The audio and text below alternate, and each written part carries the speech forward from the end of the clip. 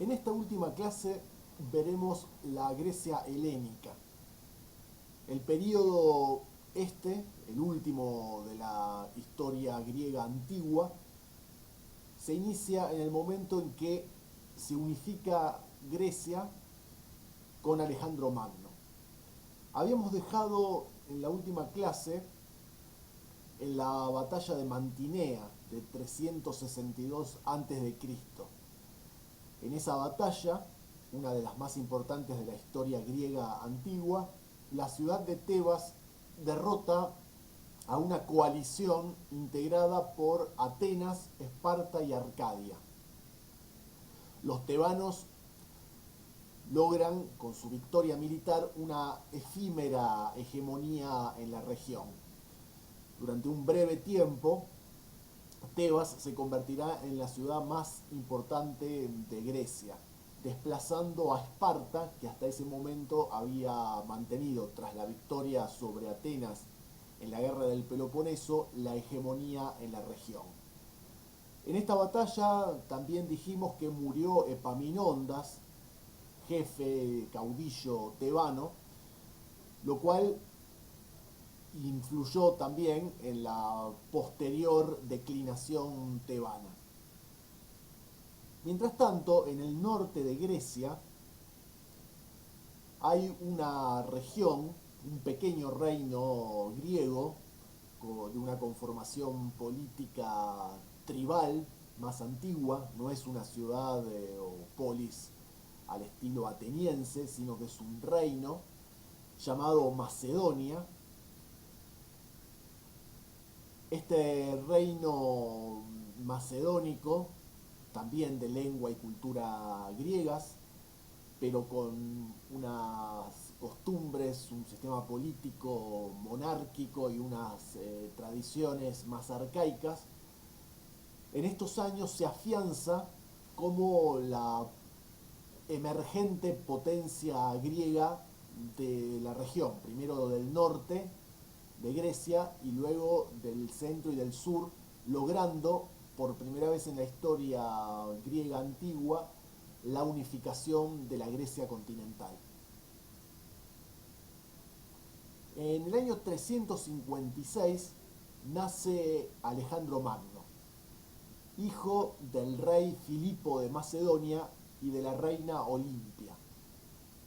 En el 359, cuando Alejandro es apenas un niño, Filipo toma oficialmente el título de rey de Macedonia.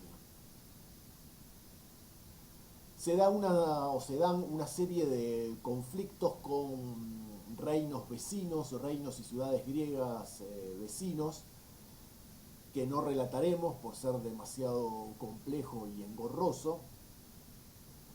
No tiene sentido que ustedes memoricen los conflictos, las querellas, el número y el nombre de las batallas, los enfrentamientos diversos, pero sí los puntos esenciales de este proceso de conquista de Grecia por parte de los macedonios. Hacia el año 354 se da una guerra, una de las tantas guerras del mundo griego, por el control de Delfos en la Grecia central. En la contienda esta participan Esparta y Atenas como aliadas, luchando contra una coalición integrada por Tebas, Tesalia y Macedonia. Filipo, rey de Macedonia, avanza victorioso hacia el sur y hacia Tracia, que es una región que está al noreste de Grecia. Los tracios no son griegos, son un pueblo bárbaro, y en un determinado momento son conquistados por los griegos. Filipo conquista Tesalia, que está un poco más al sur de Tracia, y deviene miembro del Consejo de Delfos, que es una suerte de organización supranacional que está por encima de las distintas ciudades-estado griegas. una suerte de consejo interregional del mundo griego, de las polis y reinos griegos. En esta época, un tal Demóstenes, que es un orador prestigioso, autor de numerosos libros, maestro de oratoria, llamado Demóstenes, pronuncia una serie de discursos que luego se van a publicar y que todavía los podemos leer en la lengua original y en diversas traducciones, contra Filipo. Son las denominadas filípicas, una serie de discursos enconados, violentos, contra este invasor que proviene del norte, que es considerado como un bárbaro, aunque en realidad es griego, digamos, habla una de las variantes o de los dialectos de la lengua griega, profesa la misma religión y comparte casi todos los rasgos culturales, excepto la organización política de los restantes griegos, y además, pese a lo que señalan Demóstenes y los atenienses, que no hacen más que denigrar sistemáticamente a los macedonios, estos ya habían alcanzado en esta época un grado de desarrollo material, cultural considerable. Y esto lo revela también la arqueología, las excavaciones arqueológicas en la zona que ocupara el reino de Macedonia han revelado, no hace tantos años, la calidad de las construcciones de los macedonios, la amplitud de sus ciudades, la riqueza de este reino del norte griego, desmintiendo de esta manera esa serie de prejuicios construidos, publicitados por Demóstenes más que nada, y también por otros atenienses, donde los macedonios eran considerados prácticamente como bárbaros y como no griegos. Tras una serie de batallas que se van dando entre medio, en el año 338 a.C. se libra la más importante de las batallas, o una de las más importantes de las guerras griegas antiguas, que es la de Queronea, la batalla de Queronea de 338, en la cual Filipo derrota a la alianza militar encabezada por los atenienses. Y de esta manera consigue la unidad, aunque fuera precaria todavía, de la Grecia continental. Al año siguiente, 337, Filipo anuncia la guerra total de Grecia contra Persia. A todo esto, los persas habían recuperado el control de las ciudades griegas de la actual costa turca. Por lo tanto, la excusa de Filipo y de los restantes griegos es organizar una expedición militar para liberar a los griegos, a las ciudades griegas sometidas por los persas, y contrarrestar esa amenaza siempre latente del imperio persa que está cruzando el mar Egeo en dirección al este, y que, bueno, la pequeña Grecia siempre está intimidada por esta presencia imperial gigantesca de los persas y sus vasallos. Y de alguna manera hay que frenar este avance persa definitivamente, realizando un contraataque, una liberación de las ciudades griegas asiáticas de la actual costa turca en un primer momento, y luego, como veremos a continuación, la conquista y la derrota de los persas en tanto imperio.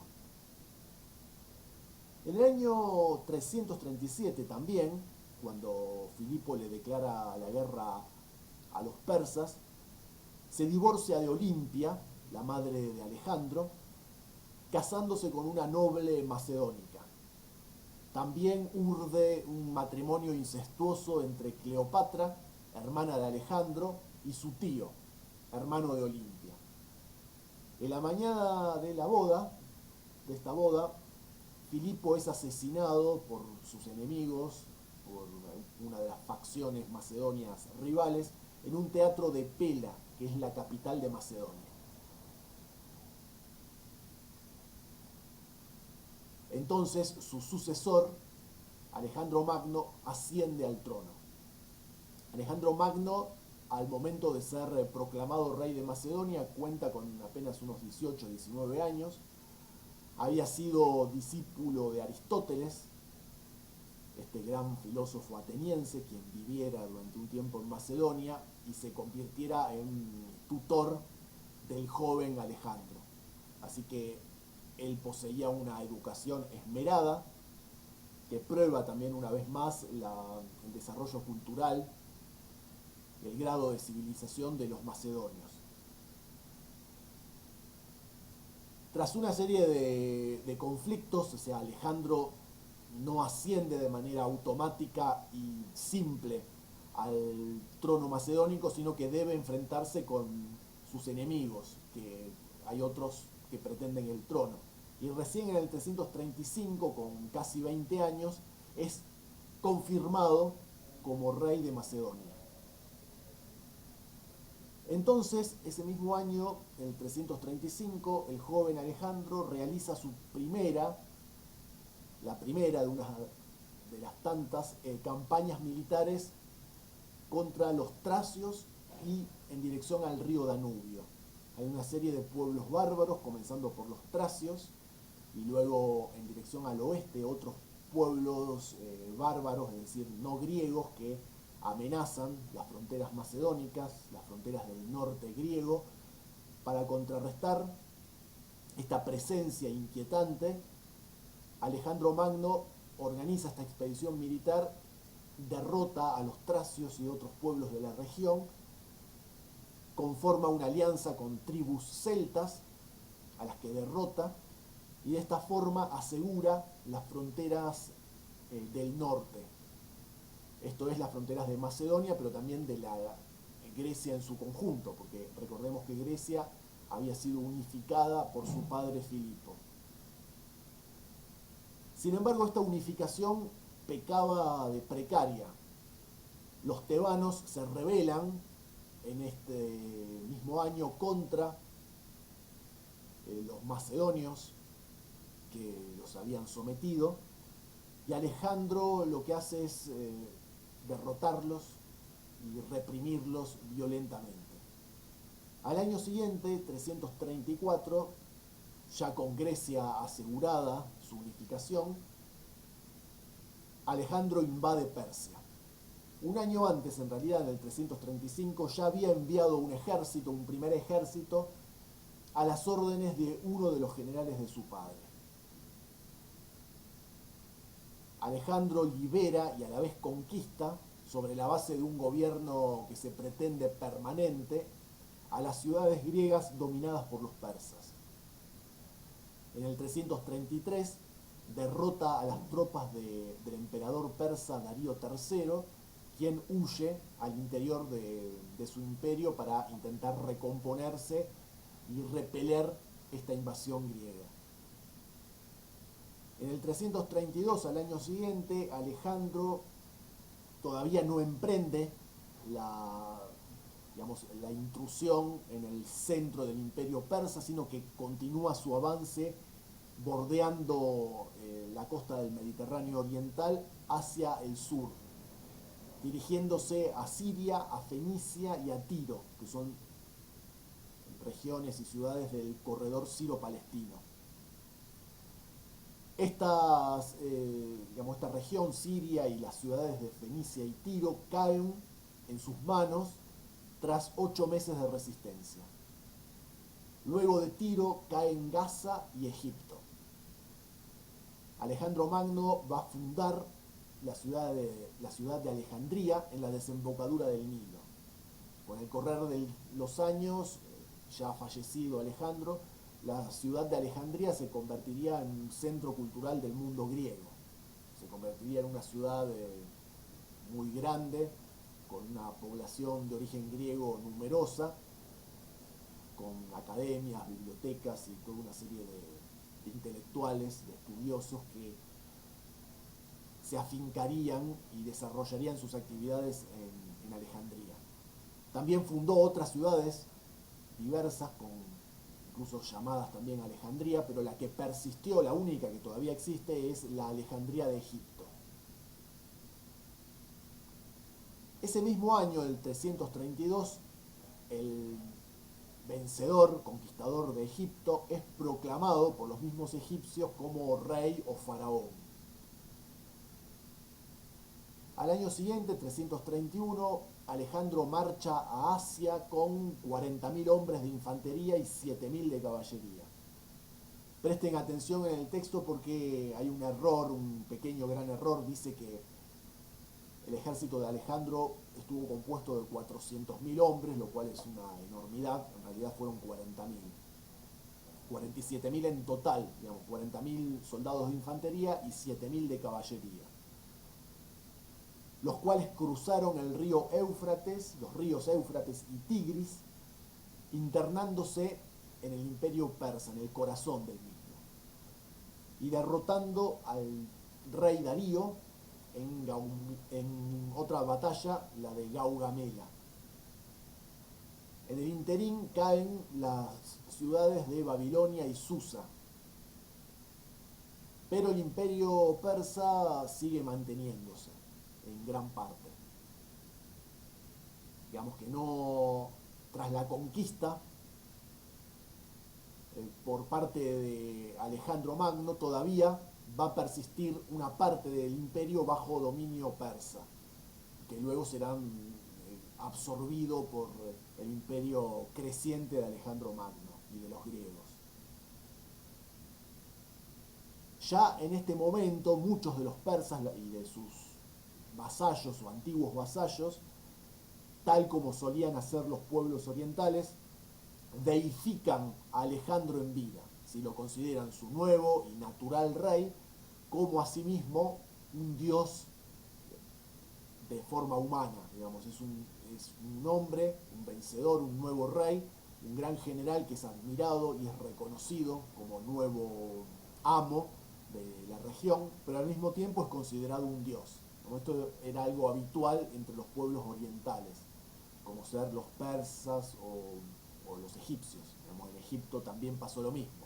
El hecho de que Alejandro se convirtiese en faraón implicaba no solo la sumisión militar y política de los egipcios, que habían sido derrotados por los invasores griegos, sino el reconocimiento de la condición divina y no solo de la nueva autoridad encarnada por Alejandro Magno, en tanto rey extranjero, pero en tanto nuevo rey o faraón egipcio. Lo mismo sucede con los persas y sus vasallos cercanos en el corazón del imperio persa. En el 330, tras descubrir un sendero a lo largo de un precipicio, Alejandro franquea las puertas de Persia, que es el nombre que recibe el desfiladero defendido por las tropas enemigas, los persas y sus aliados que todavía continúan resistiendo, y destruye el ejército que defendía la ciudad de Persépolis. Darío, el emperador persa, no se entrega y sigue huyendo, perseguido por Alejandro, quien lo atrapa luego y lo encuentra ya herido y moribundo, muere prácticamente en el momento en que Alejandro lo captura. Algunos de los persas siguen resistiendo y son derrotados y atrapados uno por uno. Tras emprender en vano la conquista de India y de Afganistán, Alejandro muere en el año 323 a los 32 años de edad, enfermo y herido gravemente, con una serie de heridas de las que no se había repuesto del todo. Él alcanza el borde o la frontera del mundo conocido hasta entonces por los griegos en dirección al oriente, al este, que es el límite entre el imperio persa, el antiguo límite entre el imperio persa y la India. Llega a conquistar precariamente la zona fronteriza, los pequeños reinos hindúes vecinos o limítrofes con el imperio persa, pero esta conquista es muy precaria, consigue algunas victorias militares, la obligación, que luego no se concreta, de pagar tributo por parte de la población india sometida, pero esta empresa era demasiado arriesgada, demasiado ambiciosa, entonces, tras haber alcanzado la máxima extensión imperial, digamos, la máxima extensión de su imperio en dirección al oriente, Alejandro, también instado por sus soldados que ya estaban fatigados, emprende el regreso a Grecia cosa que no puede concretar porque en el camino de vuelta fallece en el año 323 a los 32 años de edad. Este proceso de conquista, o de conquistas territoriales, que ustedes van a ver en el mapa que yo les he dejado, tanto en el texto como otro mapa en colores que les adjunté aparte en la plataforma del curso, van a ver la extensión del imperio de Alejandro Magno. Los generales de Alejandro se reparten el imperio, o sea, esta unidad del imperio helénico se mantiene o sobrevive muy poco al fallecimiento de Alejandro. El general Ptolomeo se queda en Egipto, Antígono en Frigia, Seleuco en Babilonia, Lucímaco en Tracia, todos mueren trágicamente, guerreando entre sí, salvo Ptolomeo, que muere de viejo en la cama, digamos, de manera pacífica. Cada uno de estos generales se va a quedar con una parte del imperio de Alejandro y va a fundar una serie de dinastías griegas. Sí, va a haber una lengua y una cultura y una comunidad griegas que se van a mantener en cada uno de estos reinos y van a gobernar los mismos durante largos años. El último de los reyes descendientes de los generales de uno de los generales de Alejandro es, bueno, la última reina en realidad de Egipto, Cleopatra, es la última de los Ptolomeos, de la familia de los Ptolomeos, que va a gobernar en Egipto durante casi 300 años. Esto lo veremos mejor cuando estudiemos Roma. La unificación del mundo, el mundo entre comillas, el mundo conocido por los griegos, en esta porción o en esta región del Mediterráneo oriental, se dará tal unificación bajo la hegemonía cultural griega. Atenas se convertirá en centro universal cultural para luego ser desplazada esta ciudad por Alejandría. Ambas ciudades griegas, centros culturales de este imperio helenístico que se va a compartimentar, a dividir en varios reinos, como les acabo de decir, pero que en lo que respecta a la lengua y a la cultura va a mantener esa hegemonía territorial y va a expandir la cultura helénica muy lejos de la propia Grecia. Entonces, hemos llegado hasta aquí, hasta el fallecimiento de Alejandro Magno y el reparto de su imperio por sus generales, pocos años más tarde, en torno al 300 a.C., cuando acaba la hegemonía imperial de Alejandro Magno, o sea, su imperio se desmembra, pero la hegemonía cultural griega se mantiene en la región durante muchos años. A continuación, en el segundo cuatrimestre, veremos cómo, de qué manera, va a surgir una nueva potencia, que es Roma, la cual va a conquistar todos los territorios alrededor del mar Mediterráneo, incluidos los que había conquistado en su momento Alejandro Magno. Entonces el imperio romano va a incluir dentro de su superficie el imperio o el antiguo imperio de Alejandro Magno en la zona del Mediterráneo oriental, más los territorios que en el Mediterráneo occidental o alrededor del mismo van a conquistar los romanos. Entonces los griegos van a ser conquistados en su momento por los romanos, por Roma, que va a ser la siguiente y nueva potencia emergente y dominante del mar Mediterráneo. Entonces quedamos en contacto con respecto al trabajo práctico, que será una suerte de parcial domiciliario, porque no lo podremos hacer presencial, de modo tal que ustedes puedan aprobar esta parte de la materia, regularizar y luego en la mesa de examen rendir lo que les falta, que sería Roma, justamente.